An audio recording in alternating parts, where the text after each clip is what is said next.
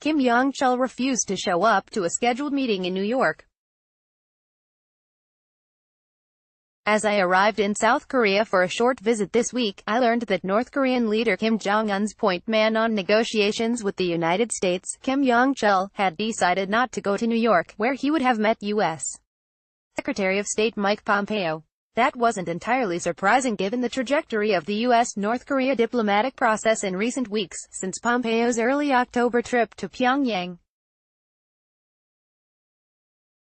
The State Department, in a bid to avoid embarrassment, attributed the cancellation of the Thursday encounter to scheduling issues. Days earlier, Pompeo had beamed on U.S. cable news shows about the supposed New York meeting, which would mostly have consisted of planning for the next summit between Kim Jong Un and U.S.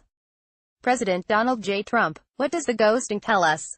Well, firstly, this is not a new tactic for North Korea in diplomatic negotiations with the United States. In fact, we saw this tactic used earlier, when North Korea's logistics and planning delegation for the June 12 Singapore summit failed to show up for scheduled talks with their U.S. counterparts in Singapore in May, raising concerns that the summit wouldn't be able to come together in time. Enjoying this article? Click here to subscribe for full access. Just $5 a month. The ghosting also comes as North Korea is mincing no words about the core concession it's seeking right now: sanctions relief. North Korean state media has featured several important commentaries and paraphrased Kim Jong Un's complaints about the international sanctions regime. This past week, Yoonmin, a state-controlled North Korean website with links to the United Front Department, which Kim Yong Chol controls, published a commentary attributed to Kwon Jang-gun alluding to the possibility that Kim could resume the buildup of nuclear forces overtly if the United States wouldn't budge on sanctions.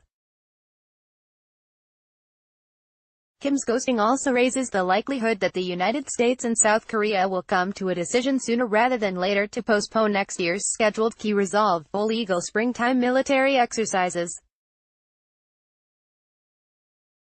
This would have likely happened anyway to sustain the diplomatic process with North Korea. Pyongyang has long pointed to these springtime exercises as the most provocative of all peacetime defensive exercises by the United States and South Korea. Even with the latest road bump, we're likely still on track for that second Trump-Kim summit. On Wednesday, the day after the U.S. midterm elections, Trump said that he expects he'll meet Kim early next year. For North Korea, that meeting will be the only way, if one exists at all, to get some kind of sanctions relief. Pyongyang has realized that Trump's deputies bring a conventional U.S. approach to talks. As recently as Sunday, Pompeo insisted, for instance, that no sanctions relief would come before North Korea had completely denuclearized. Trump, by contrast, showed himself to be less reliant on the old shibboleths of U.S. North Korea policy at the Singapore summit. North Korea has calculated, correctly, by all accounts, that another meeting with Trump will be the best way to increase its odds of getting what it wants.